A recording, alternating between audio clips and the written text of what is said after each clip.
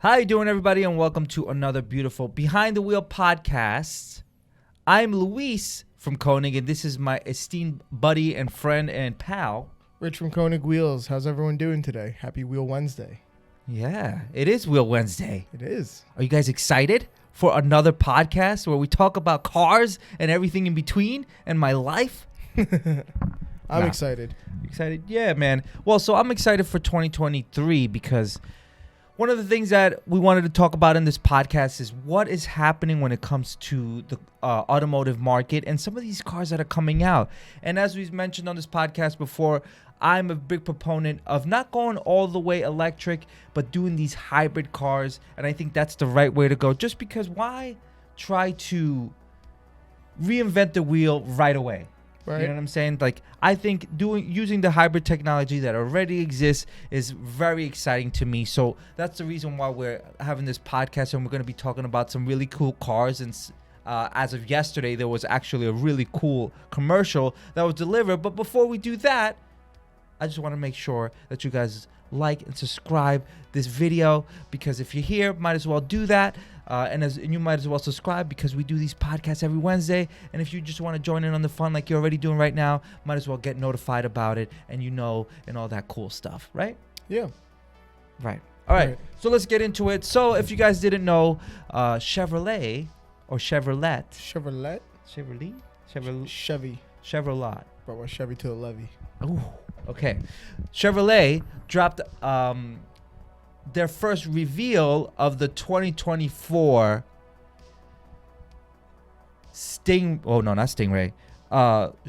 Corvette E-Ray. Mm-hmm. So I'm excited about this car, and just like I said before, the reason why I'm excited is because it is a hybrid. And it's one of the first cars that, like I said to Rich when we were talking about it earlier, I think that when it comes to the hybrid market, it just needed a facelift, and I feel like this car is the one to do it. If you don't know, this is the 2024 Chevrolet Corvette E-Ray. Basically, it's a hybrid car, meaning that it has an engine, a combustion engine, as well as an electric motor right in front. And it's the first all-wheel drive car that's going to have the for Chevy, for the Corvette. And I'm excited about it. What do you think so far, Rich, about the car? Well, I think it's really cool. I mean, there's going to be a lot of hype behind this, and I think people are going to get pretty excited over it. But, not to be confused with a lot of the other cars that have done hybrid kind of supercar-esque motors before. This is a independent electric motor that does the front wheels. That's right. Which is I guess that's really cool. Yes. And as you kind of mentioned, it's going to be all-wheel drive, rear-wheel drive, and front-wheel drive, because the electric motor powers the front wheels. So I guess you have the option to do any of the three, which is insane, which also makes it the first Corvette with a front-wheel drive option ever to exist. That's right. Yeah. So basically what we know so far, it goes from 0 to 60 in about 2.5 seconds, which is really exciting. Mm-hmm. It has an all-wheel drive 6.2-liter V8 engine. And the difference, one thing that I was surprised about when they revealed this, and what I know so far, is that it does not have the Z06 engine. It actually has the Stingray engine in it, the powertrain in it. So it's a whole different vibe to it. But the cool thing is when it comes to the power of this car, it's almost essentially identical to the Z06. So the Z06 is going to have about 670 horsepower combined. This car is actually going to come with 655 horsepower combined, with about 595 pound-to-feet of torque. This car it's exciting. This is what I'm talking about, though. Quarter mile is 10 seconds, man. That's what I'm trying to say. Crazy. Like the exciting part about it is the simple fact that it is a hybrid, and all that hoopla of not being able to build something powerful. This is gonna basically shut everyone up. I think this is the car to do it. It's going to introduce a market to the people those car people that wanted something strong, something powerful, that looks good. It basically has the wide body of the Z06, so it didn't change anything. It's a wide body of the Z06. So it's the car is a good looking car. It checks all the boxes when it comes to a car enthusiast. And I think this is the one that's going to introduce that hybrid market and make people be excited about it. Because once we're going into this whole EV hybrid world, I think this is the car that most people are going to be like, yeah, that introduced it the right way. Mm-hmm. You know what I mean? So I'm excited about it. And yeah, man, this car is just good looking. And there's a lot of people, we don't know so much so far. I know as far as like the exhaust tips, it's actually the Stingray's exhaust tips. So, you know, it's a good looking car, man. I'm excited for it. And yeah. Well, when you opened up this podcast, you kind of said, you know, we kind of skip over the hybrid stuff and go over into EV, and we should utilize the hybrid technology that we have already. Yeah. But, I mean, I would say this is a really good example on how they're progressing the hybrid technology, not just using what we already have, but this is like serious progressive steps forward. I don't think there's another car that has, you know, more than one motor that works per, front wheel drive and rear wheel drive independently like that. Yep. At least not to my knowledge, because I know the NSX has 4 motors, 3 electric and 1 combustion, but I'm pretty sure they all work together for all 4 wheels. I don't think it's independent like the Corvette. Right. So like this is really interesting because like they say that you can drive this car solely on the electric engine, which is like, you know, a sub 200 horsepower electric engine. It's so bizarre. Yeah, and that's the thing. Like you have the option. This car it's weirdly one of those weird cars that has all these options. It has all-wheel drive, you have rear-wheel drive, and you have front-wheel drive. So basically, from what we know so far is this has like a stealth mode. So basically, it's front-wheel drive up to 45 miles an hour in the beginning, and then that's when the engine starts to kick in, and then, you know, that's when it goes all-wheel drive, and here you have that option, or rear-wheel drive, you know. Yeah, well, I guess if you don't want to use the electric motor at all, I guess it's going to be rear-wheel drive only. I mean, it's really cool. I mean, they literally have clips of it driving in the snow, kind of flexing on the whole all-wheel drive thing. Yeah. Yeah. And I think that's a new option for a lot of people who drive Corvettes, is like being able to drive it all year round. Yeah. Well, you know what I mean? Which I don't think most people are gonna do that. You know what I mean? I'm pretty sure. I mean, the MSRP on this thing, it's starting at $104,000. I didn't see that there was an MSRP. Yeah, there's an MSRP of 104. 104,295 US dollars for this car. It's an expensive car, you know what I'm saying? But I mean, you're getting the bang for the buck, as it would say. You know, I mean, it's a good-looking car, and it's an exciting car. It's an exciting age for cars. You know what I mean? Like we were just talking about in the last podcast, that, you know, we're excited about a lot of these last hoorah internal combustion engines, but then you see something like this, and I'm like, what? Well, this is what we were talking about. Pretty cool. The innovation of what we can do when we put time and effort into these things. And we have engineers in this world that literally are building flying cars. So to say that this car is not something that's a marvel, for me, I'm extremely excited to see this car on the road, and also the doors that it's going to open for the car enthusiasts around the world. Because I'm telling you, once this car comes out, people are gonna try to tear it apart and see how they did this, and then they're gonna put it forward towards other cars and other platforms, or modify it, you know, or see what they can do. I mean, if this is coming out the door with 655 horsepower, imagine how these engineers are gonna modify this thing. Now, I'm gonna pose 2 questions here. Is gonna be that if this is hugely successful, how does Chevrolet then incorporate this into maybe future models? Does it extend after just the Corvette? And then here's a weird question: if you can do independent motors per for the drivetrain, and could you have an aftermarket system that you could implement to, say, your car to then power, say, your rear wheels on your Fiesta? Yes. Is stuff like that on the horizon for us? Yes, and that was one of the things they were talking about. They were like really because I was watching a couple like videos on this. I actually watched what's the guys that you were telling me about, Max? I actually watched that video. Straight Pipes. They were actually one of the first that they didn't get to drive it. They got to do a car ride along. Yeah. But one of the things that the questions that they brought up was like being able to do like donuts with the front wheel drive wheels, and then the rear wheel, and trying to see what, you know, having them drive in reverse and stuff like that. That's kind of like cool stuff, bro, that they were able to be powered individually in that way. And this is just a whole new thing. You know what I'm saying? It's kind of cool to check it out. I can't wait to see who drives it first and them kind of push it to that limit. Yeah.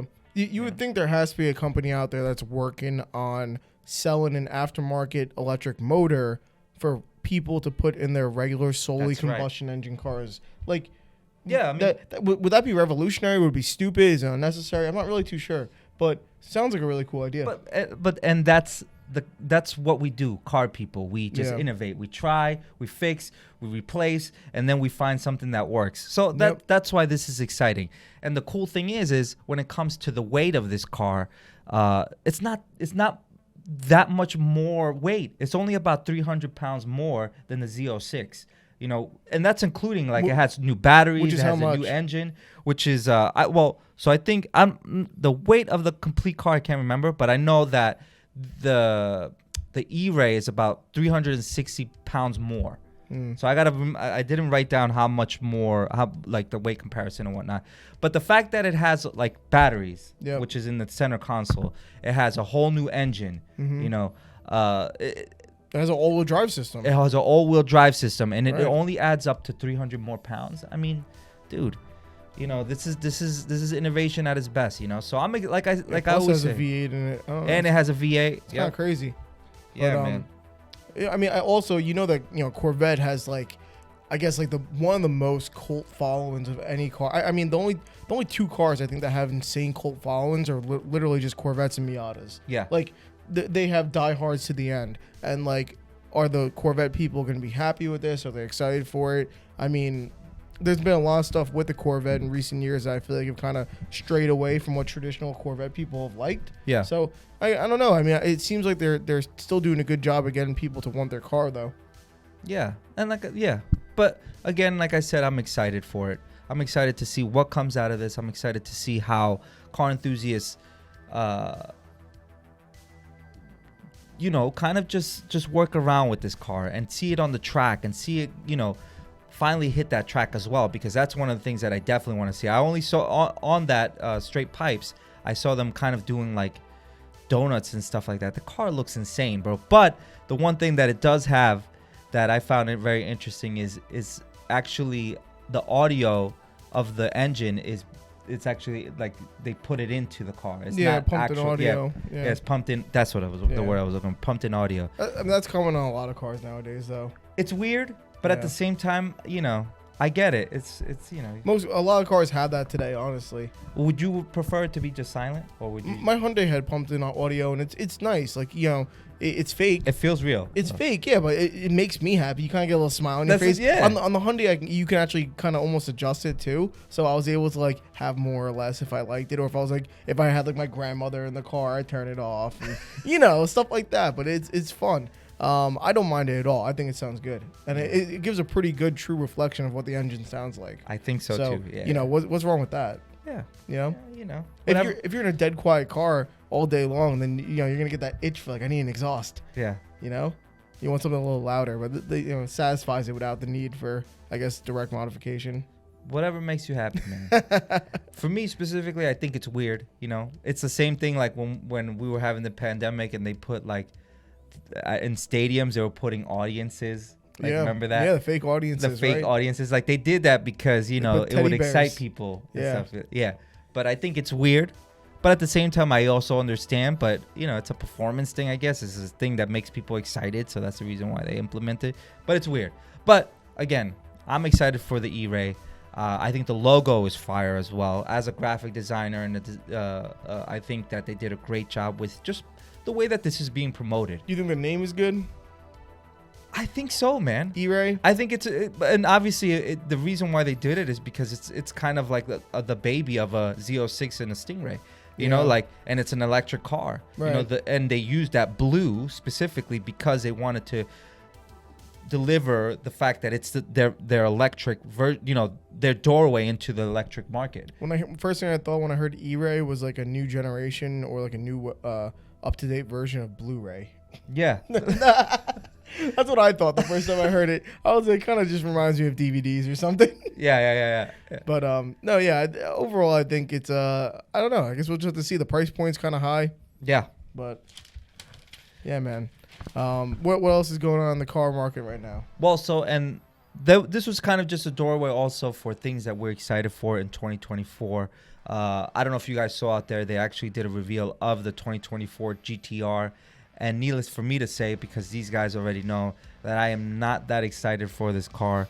I was really had high hopes. I always do, though. You know, when it comes to that GTR line, I have really high hopes.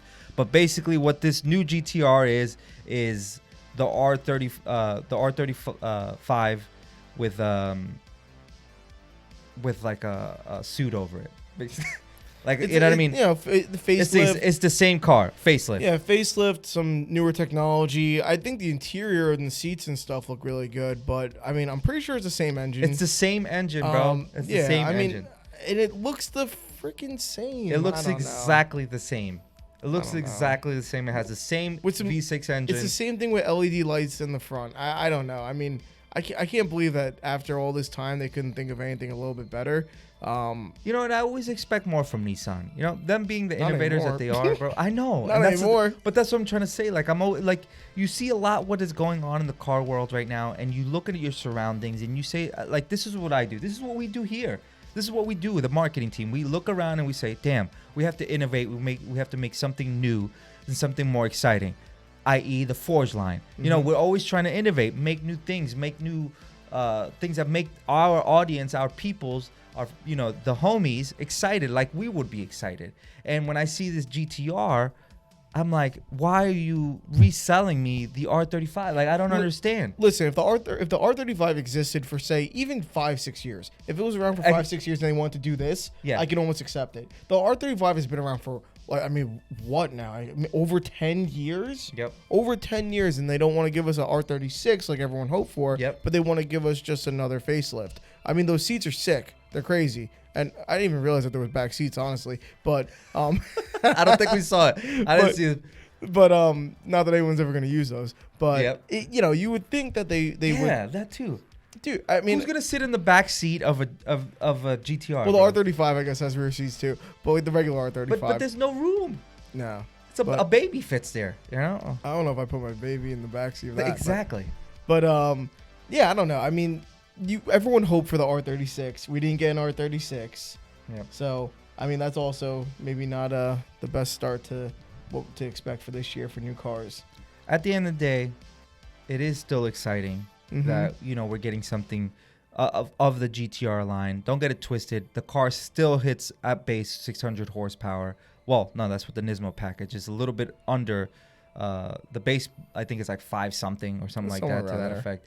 Yeah, which is a freaking insanely fast car. You know, don't get it twisted. But, you know, I just don't want to see repackaged things. It doesn't. I don't know who's the dummy that's gonna go buy that car when they could probably get the R35 for cheaper. You know, it's the same thing. You know what I mean? But anyways, yeah, that's what's in the world of the new car, you know, so far. I mean, I know there's other cars coming out that I'm not super excited about, but these are the two that I was kind of like, hell yeah. And eventually I am going to get, like I told Rich, the Corolla, GR Corolla.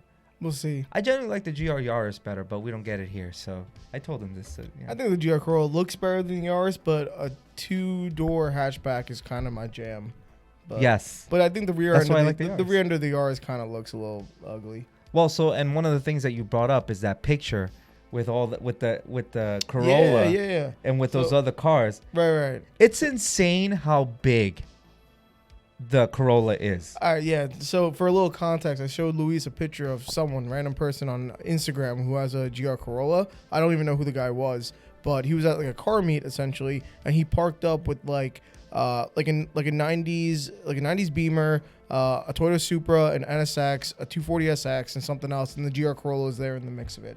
And I said to Luis, I said, what looks wrong with this photo? And I show it to him, and it's like the GR Corolla looks like this big fat car amongst these sleek, awesome kind of 90s JDM looking cars that all had kind of like a similar look. They all looked really nice and sleek, and the GR Corolla looked like fat and bubbly and like out of place.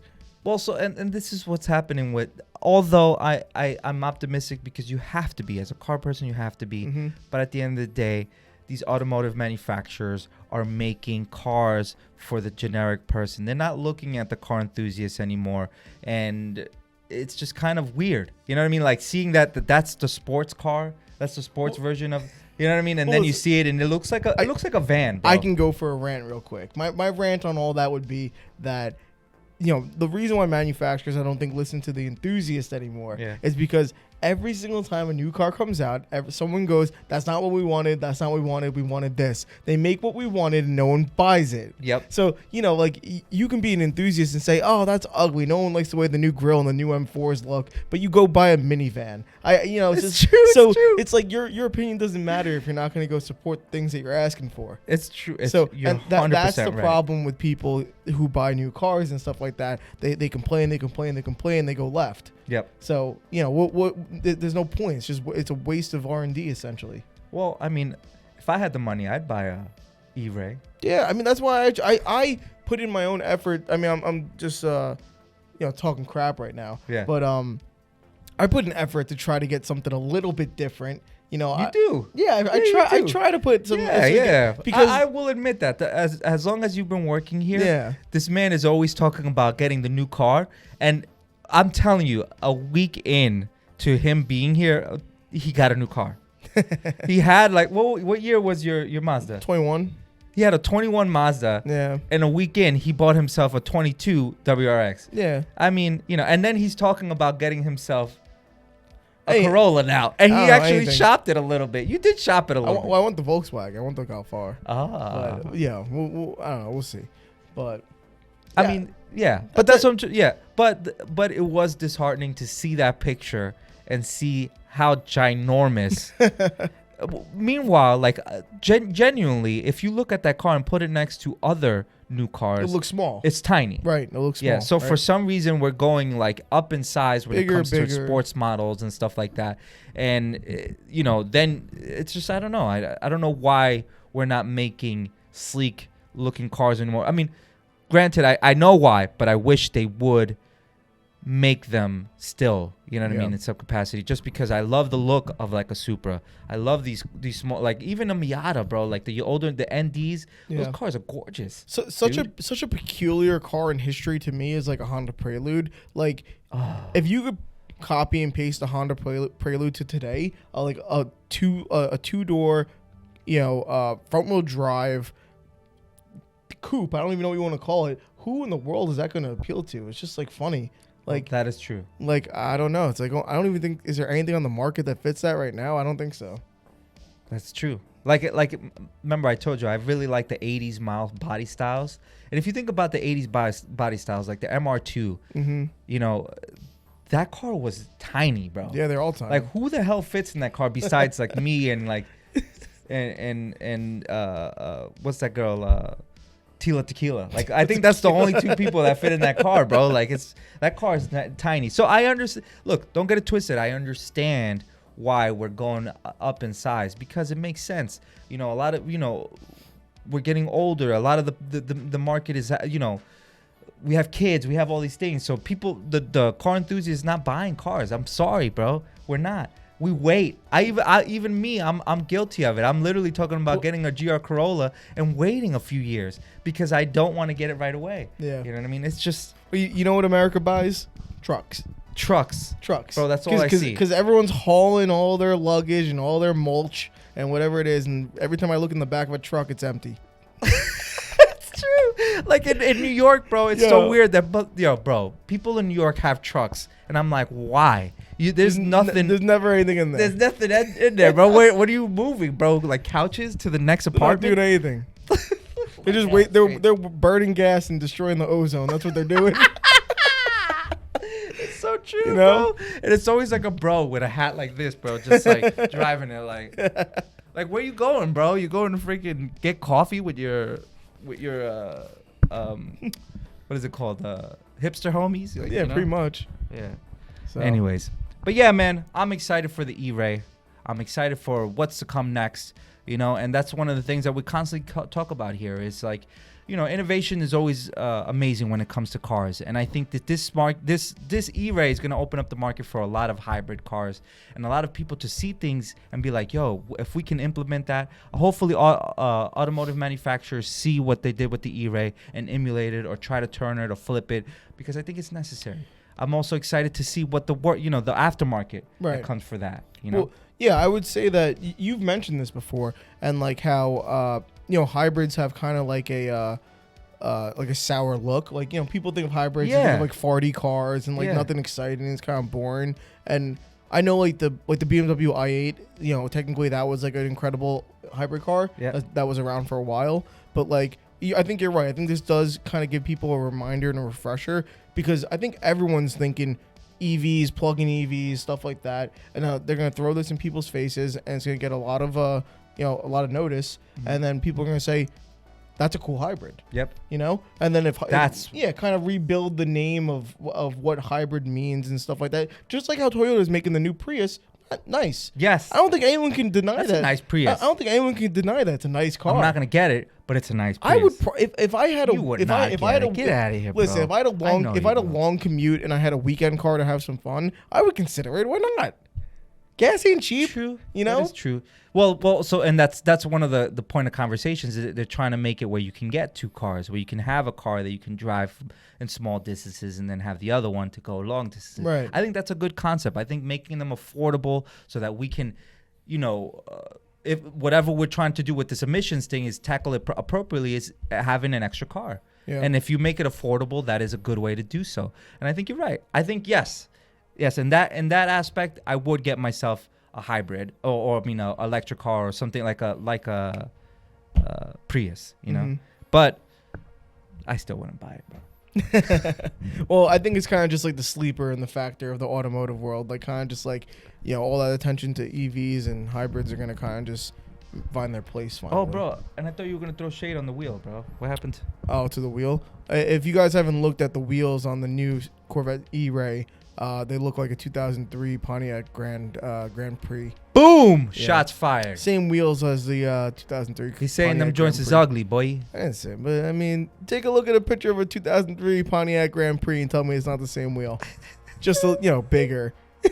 I don't know, but. Yeah, he well, so I had to throw that out. Not everyone can make wheels. Now he's being nice like about this, it, man.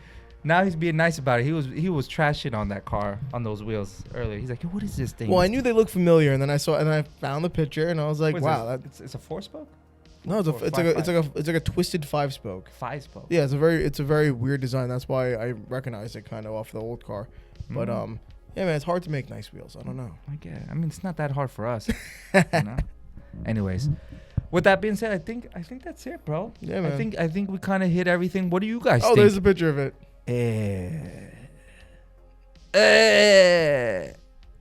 What do you guys think? You guys think it's the same? I think so. Yo, it looks like it. Would you drive that thing? You would drive it. For free? For free? Yeah, I ain't paying for it. All right. Anyways, we're getting some more highlights of the car. Yeah, man. Yo, again, I'm excited for this car. What do you guys think of the E-Ray? What do you guys think of the GTR?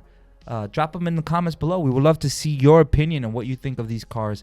Like I said, I'm excited for 2024 and beyond. 2023, because we're in 2023 and beyond. I think there's a lot of innovation happening, and I think it's just that right time to get into it, you know. And as we get more news about what's happening when it comes to EVs and hybrids and all that, we'll be talking about it here.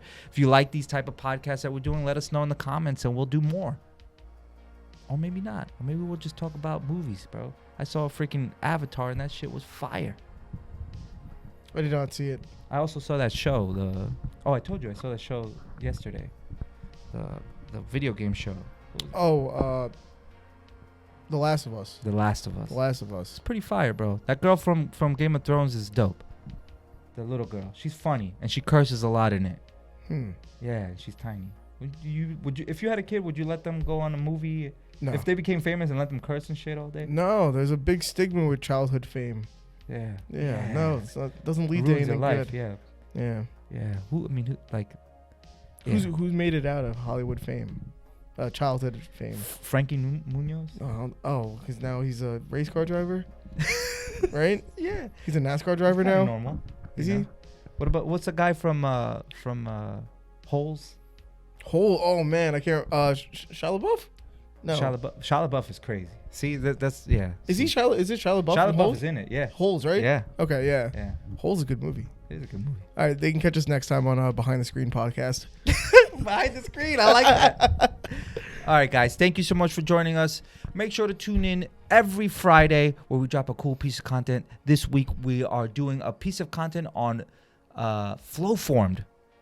We're basically giving you some more information on the flow form process and all that. But basically, on this one, we're going to break it down to a T, literally down to the molecular structure of how these all get made. I'm sure you guys are going to enjoy that one. So make sure to tune in and have those notifications on, as well as we're here every Wednesday dropping a Behind the Wheel podcast. And at 2 p.m. Eastern Time, 11 a.m. Pacific Time, we go live on our Instagram where we answer any questions that you have. And Facebook as well. For the boomers, Facebook is there for you. All right. So, again, guys, thank you so much for joining us. You have a good one and have a happy Wednesday. Peace.